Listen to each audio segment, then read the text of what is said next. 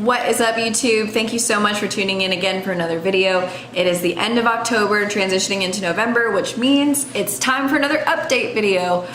October was a crazy month filled with a lot of traveling, a lot of vlogging. I had a fun time, but you know, living out of a suitcase or your car for 4 to 5 weekends in a row gets pretty old pretty fast. And this is the first time that I have been home doing absolutely nothing for a whole weekend, and it was kind of a nice transition. Seriously, all I did was just get ready for the week, work out, hang out with some friends, and go to church. And it was awesome, and I really needed it. And honestly, what I learned was to appreciate the mundane, like the beauty of everyday life, of everyday living. And I mean, I really needed it just to kind of center myself, get my head back to a level place and not be thinking about the next place where I had to go. One thing that made this weekend super interesting, or even more quiet, was the fact that my phone broke.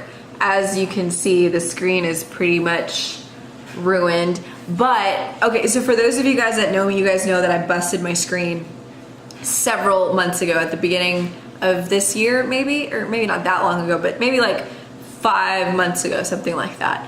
And the way that happened is I dropped a fork on it. Now, you guys are thinking like, Div, how do you use a fork to break a screen? Surely that's not how it happened. No, it is how it happened, and let me show you how. Let me reenact that for you a little bit, okay? So I was cooking, I was in the kitchen, I stuck a very heavy fork, such as this one, into a jar of olives. This fork is so gosh dang heavy that it off-weighted or unweighted the freaking jar, and my phone was right next to it. I had walked away. I come back after I hear a crash, and the jar has landed, you know, away from my phone. So it wasn't the jar that did it, but the fork has landed perfectly on the phone, and I guess landed with enough force that it cracked the entire screen. However, at that time, the phone was fully functional. So it was just a cosmetic defect, and I wasn't gonna worry about getting the insurance involved if my phone was fully functional and everything worked, the camera was fine, I could get to all the apps that I needed to get to, no big deal. Well, apparently you can only live like that for so long, because Friday after work, this thing just became less and less responsive until finally I could do nothing with it. And as you can see, or maybe not see, I'm not sure, I somehow managed to do a hard reset on the phone while it was broken and the screen was not responding. And so it's been saying hello in about 10 different languages since Saturday morning. But the crazy thing about all of this was that I had such a huge freak out panic attack over my phone not working. I was so upset. Like, I called my dad and he was trying to help me figure it out, but I was so angry, like angry to like the point of like wanting to cry and just like freaking out, because I was like so worried about being disconnected from the world. And I was like annoyed with like my cell phone provider people, because they wouldn't let me access the account without like my parents intervening, because I wasn't like an authorized user. And I was like, this is my phone, this is my number. My parents had like told me to like call you guys and take care of this, and it was just a mess. Did not realize that I had become so dependent on this little piece of technology. But you know, I guess it takes something like this to make me realize that. And I was instantly so embarrassed after the fact, because I was just like, why am I so like worried about being connected with everyone all the time? And I was worried about silly things like projects that I needed to work on, social media promotion that I needed to do for the vlog, and just different things that didn't really matter.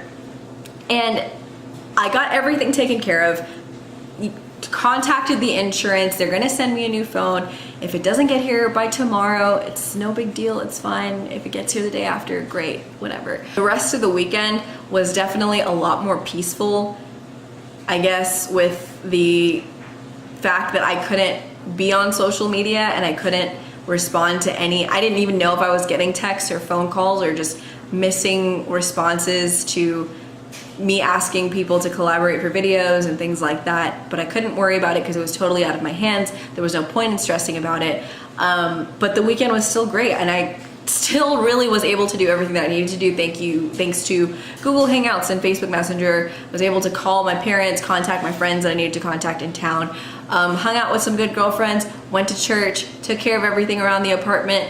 Great weekend, super boring and quiet, I guess, by any normal person's standards, but it made me so appreciative of quiet time and just being able to get centered, and getting to go to church after not being able to do that for about 4 weeks because of all the traveling.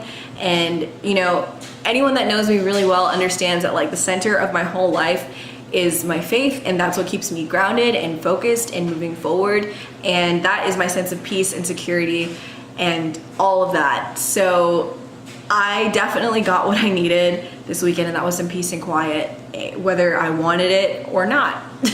Obviously, the way that I melted down over a phone breaking was a pretty good reminder that sometimes we all just need to chill and learn to be happy with where we are and be present in that moment, even if it's doing the most boring stuff. Running around every weekend chasing a new adventure was super exciting, but when you get to a point where you can't sit with yourself and be alone and just like process and just reflect and be grateful and thankful for everything you have going on in your life, that's a problem. And that's what I learned firsthand this week. Now that that tangent is done and over with, we're moving into November. I am not traveling quite as much. I have a couple of trips planned still. Won't be anything crazy. A couple more interviews planned on the way. The major change between October and November, I said I was going to launch a new series called The New Grad Diaries. And honestly, I don't know that I'm gonna do that anymore, just because I'm not sure if that's the direction that I want to take the whole vlog. If that becomes a requested series, I will definitely do it. But with the whole interview series thing and wanting to do more new experience and try new things videos, I think that's where my focus will lie mostly, with the vlogging. Obviously, if things are requested and people want things to change, it can definitely change. That being said, I do want to engage with my viewers and my subscribers more. So please comment, send me, suggestions that you guys have. What do you want to see? What do you want me to talk about?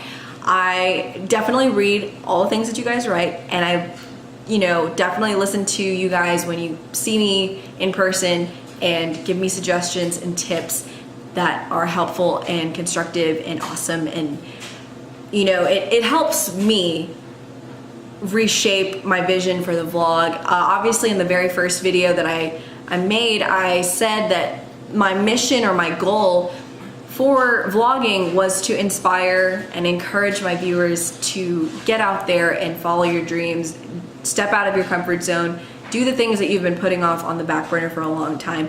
And by me stepping out and vlogging, that's my example of doing that. But by trying new things and vlogging it and talking to people that are also doing the same thing and vlogging those interviews, or uploading those interviews, that is my means by which I'm trying to fulfill that mission or that goal. As this year closes out, I'm definitely giving more consideration of what I want to do in 2018, and it's crazy that I'm already having to consider that, because oh my gosh, where did 2017 even go? Like seriously, we have 2 months left. The holidays are here, they're already here, and yeah, just crazy that I have so much to look forward to moving forward, and I'm just really excited to be sharing it with you guys. More story time videos coming, more interviews coming, more try new things, experience videos are coming, and maybe some more Fit Friday videos are coming too. So lots of ideas are floating around up here. I just need to get everything out to you guys, and we'll just go from there. I'm having a great time doing this. I can't believe it's gonna be almost a year of vlogging soon. That's nuts to me. But anyway, that's all I have for you guys in this video. Thank you guys so much for your continual support and views and likes and subscriptions. You guys are awesome. But yeah, until next time, guys, catch you later. Bye.